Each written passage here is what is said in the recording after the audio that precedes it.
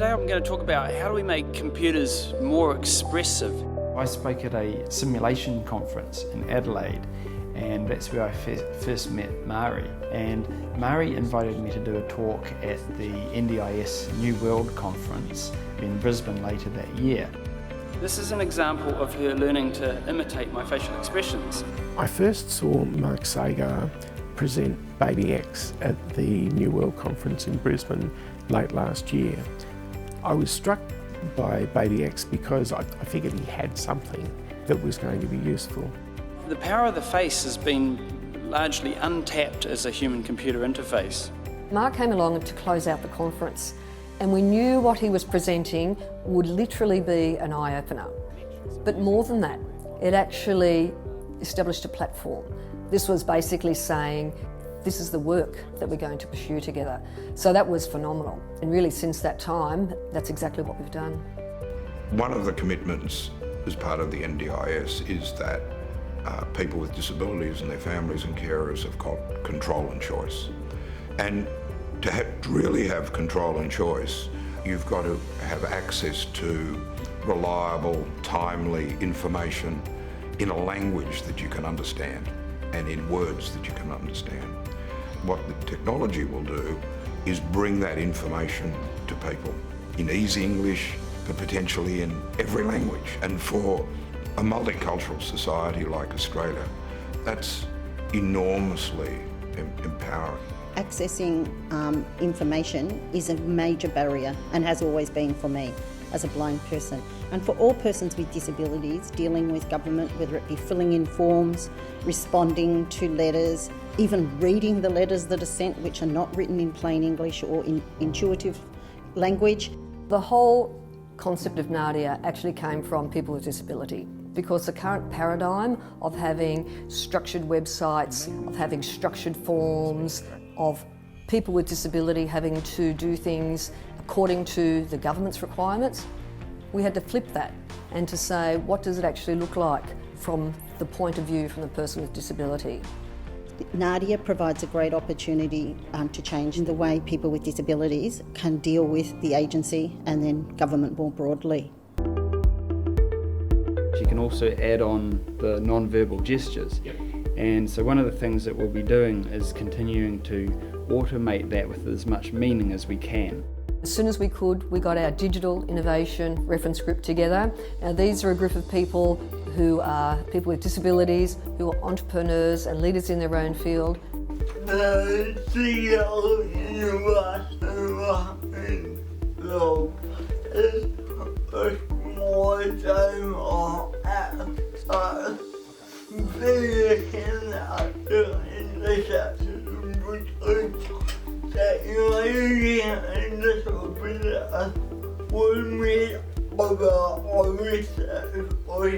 And I realized that in the AI technology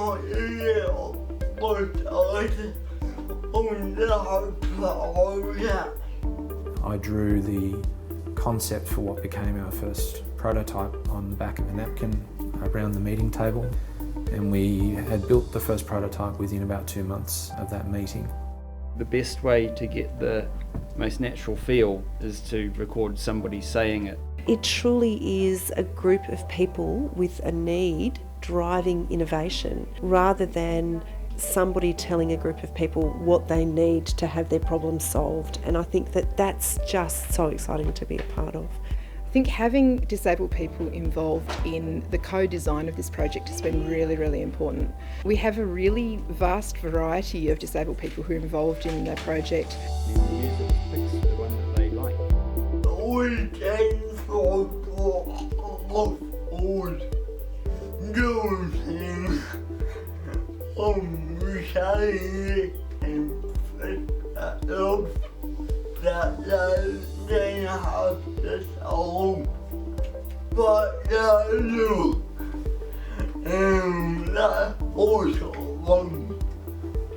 At the reference group meetings, some of my co-reference group members are very forthright, so that level of honesty has been valuable for the developers. We all interacted the same, all our opinions were as valuable as the next person's opinion, whether you know, we were the big wig IT, or whether we are the person with a disability, or whether we're the person that's been a carer, we all had equal standing in the value of our opinions. For me, it's been fantastic to see some of the best computer experts from around the world brought together in the same room with people with a disability with the single goal of making Nadia. The Digital Innovation Reference Group has come up with fantastic challenges because depending on the type of disability that they have, they will actually be sort of noticing different features. One of the world's foremost experts in animation, speaking with someone who has no experience in programming, and it was a very equal conversation, and both were listening to each other's perspective and understanding of the problem, and both took things away. And wouldn't the world be better if we all did that? Mark Sager is a unique individual, being both a creative Academy Award winner for movies such as Avatar and King Kong, but also a scientist, a computer scientist. So he crosses both of these fields, and I think that is just remarkable in the work that we're doing. But to me, Nadia's an example of an idea that's emerged from the fortunate convergence of people and technology. So let's see Nadia in action. Tell me about yourself. I'm Nadia. I'm a computer program and I'm here to answer your questions about the NDIS. Nadia is a virtual person. She has a face and she has a voice, and you can interact with her the way you would interact with a person. What sports do you like? I don't play sport, but I like to watch wheelchair rugby. It looks like it's lots of fun. Sitting behind Nadia is a system that gives her intelligence and knowledge and the ability to understand what you mean when you ask a question, and the ability to identify the right answer.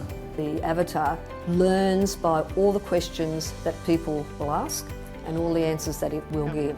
So it continues to learn, it continues to apply patterns, so that in response to questions and interactions, it becomes more and more personalised. I watched Christopher Hill's really powerful short film, and the short film he made was all about the experience of someone with disability dealing with organisations that are meant to be providing services for them, and the incredible frustration of not being able to literally get through the front door sometimes. I knew that once she met with Mark's enthusiasm and passion for this idea would come through, that would probably help. Having said that, when the news came through that she had agreed to do it, it was pretty amazing. When I heard the NDIS was rolling out, I was passionate about it. I've had disability very close to me in my family, and the idea of having greater direct access for people across the range of disabilities was, I was very excited by that idea. NDIS users like you have tested me along the way and helped make me what I am today. Sitting and listening to some of the first recordings and hearing words that I've heard thousands and thousands of times now while we've been building and testing Nadia, now coming through with Kate Blanchett's voice and what she can put into the voice was incredible. So I'm here to help.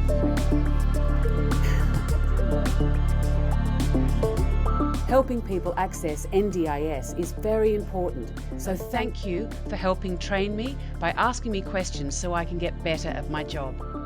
Every time we talk to someone about Nadia for the first time and we hear them naturally start referring to Nadia as her and she, for me it provides more and more proof that we've made the right decision to embody this system with a face and a voice. It is very exciting, and I'm a very, very small cog in a very exciting big wheel. What an incredible project, and it's probably one of the most innovative projects in the world right now. Wow. Forever, people with disability have been told what's good for them. This is actually about people with lived experience of disability saying, this is what we need. I'm not human, but I can make it easier for you and other NDIS users to get the information and help you need. People will say, this is too big, it is too big, ambitious, and in fact it's not. The greatest risk is that we stay where we have been. And for people with disability, that would be an incredible disservice. This is now the realm of science fiction, and for me, that's outstanding. I'm part of something that is making science fiction become real today, now, right here and now.